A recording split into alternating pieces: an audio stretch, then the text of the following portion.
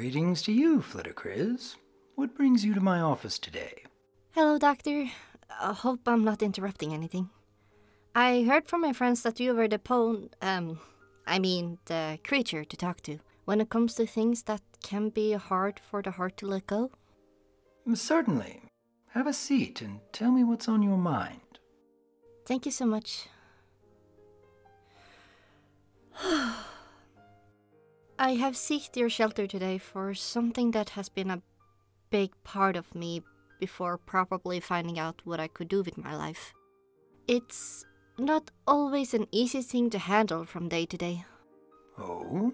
And what was it that you did before in a career? Well, I had a very uncomfortable background, and that led me to wanting to help ponies or others that went through similar things.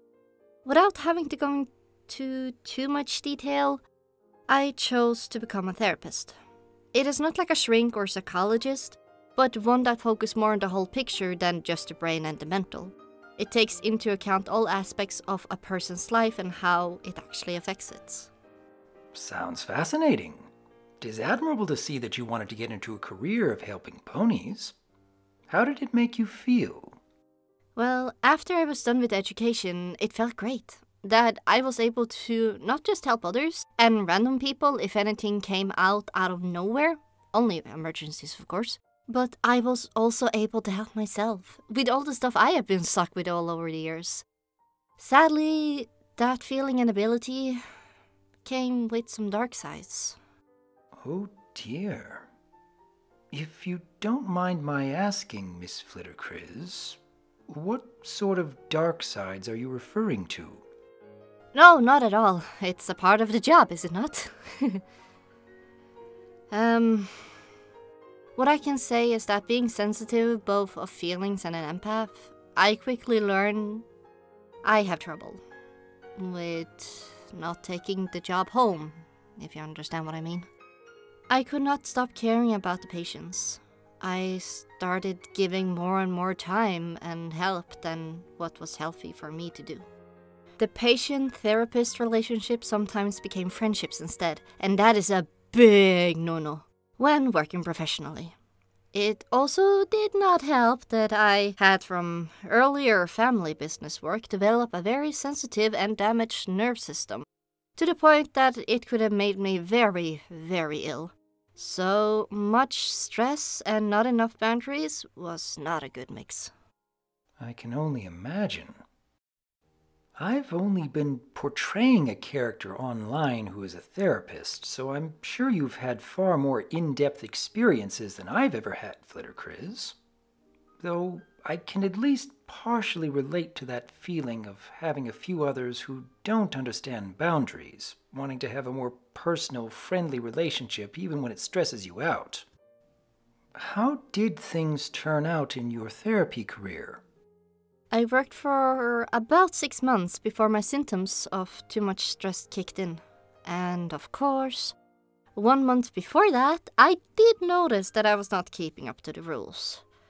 So sadly, I took 2 months off to reflect and really decide if this was something I could do, or would it end up killing me or get me in trouble.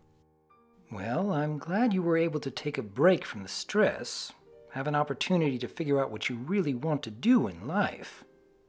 What did you find out, Flitterkriz? After the pondering and getting second opinions from both a few close friends and my own psychologist. Funny, huh? A therapist going to a psychologist. Funny, perhaps, but certainly not uncommon. What made you decide to visit me here today? Well, I think I really needed to get it out. Was it selfish of me to stop being a therapist? I worked hard to become one, and I did try my best, but again, it's just another thing I failed at. I mess up a lot of things, so I guess I was afraid I would accidentally mess up someone else's life as well, or maybe get them into trouble because I forget stuff, or...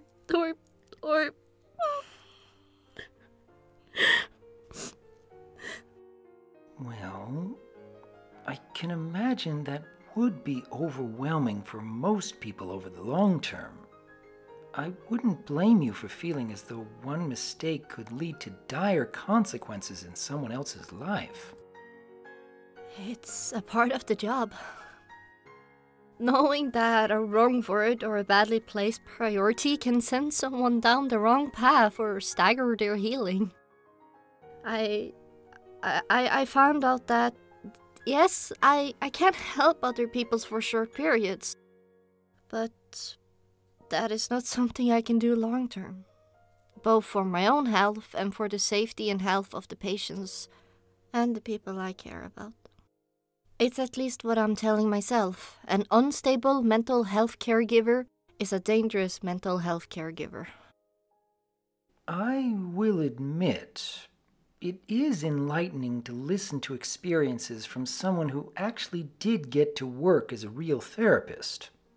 So many people over the years have told me that I would have made an excellent therapist in real life, but I felt so hesitant to take that step.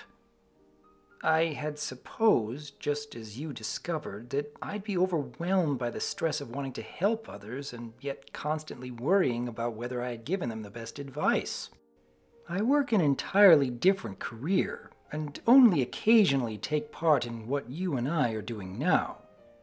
Just being able to listen can often make the difference for someone in need. What is it that you're doing nowadays, Miss Flitterkriz? I agree, you could be a good counselor at least. Sadly, this profession takes a lot of understanding of how people work, social cues, and proper way to talk. I still struggle with that because of my autism and ADHD, but that's a topic for another day. So, when it comes to what I do nowadays, I do voice acting, even a little bit of singing.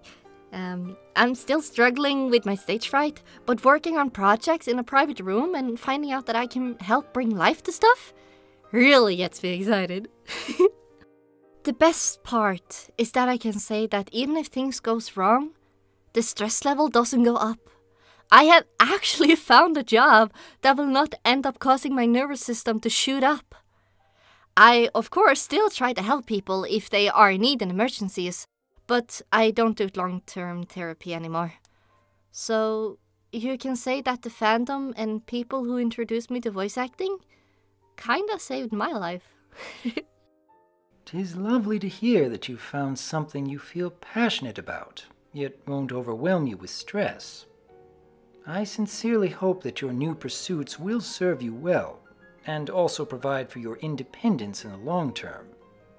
I myself will always be grateful for finding a job that provides me with self-reliance, so that I can spend my free time doing YouTube, and even providing a listening ear for others on occasion. I've never had the education or training for therapy like you have, Flitterkriz, so I'm sure you would have a more reliable experience to give to those in need. But even though you found such a career to be too much for your own well-being, I am glad to know that you haven't put it aside entirely. Thank you. It's kinda good to hear. I have been feeling guilty for going with something that is not only helping people with their troubles. I try to remind myself of that, just like we say, you can't help others walk if you can't crawl yourself. I guess what I really need to get off my chest is it selfish to go and do what I do? Am I allowed to do things that makes me happy? Even if it's not always helping people? Am I bad for doing things that makes me happy? Well, I am a firm believer in keeping challenge in your life. Without challenge, there can be no growth. But much like with Fluttershy in Season 7's A Health of Information, if you don't take time to care for yourself, you won't be able to care for others. It tends to be a rather tricky balancing act, one that each and every one of us should frequently reflect upon. Oh, yes, very true. That's also one of my favorite episodes. But I see what you're saying. Self-reflect is self-respect. Guess I'm just having a hard time letting myself enjoy life without thinking what I could do for others. Well, my dearest was right, as you usually are. I need to be more selfish. Snickerdoodle. Who knew being selfish would be so hard to do? Any advice on that front? Without being too selfish? Like many others, I wish there was a way to measure just the right balance between self-care and serving those around you. But I trust that you'll keep striving towards discovering that same balance in your own life, Flitterkriz. Shall we continue with this discussion next time? Yes, I will try my best. I have some good friends to help me out, but it's still my balance I need to find out. Everyone has different needs and different things that helps. And yes, that would be nice, Dr. Wolf. Thank you so much. Goodbye, and hope you have a good day, Doctor. Fare thee well, Miss Flitterkriz.